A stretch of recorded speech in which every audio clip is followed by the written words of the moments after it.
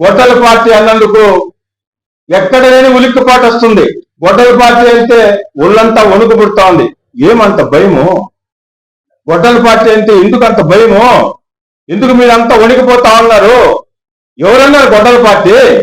ఆ రోజు మీ జగన్మోహన్ రెడ్డికి ముఖ్యమంత్రి కావాలని వేల కిలోమీటర్లు పాదయాత్ర చేసి వారి అన్న ముఖ్యమంత్రి కావాలని ఎండా వాన లేకుండా కష్టపడి పాదయాత్ర చేసిన మీ చెల్లి రాజశేఖర రెడ్డి బిడ్డ షర్మిలమ్మ అన్నది గొడ్డల పార్టీ అని.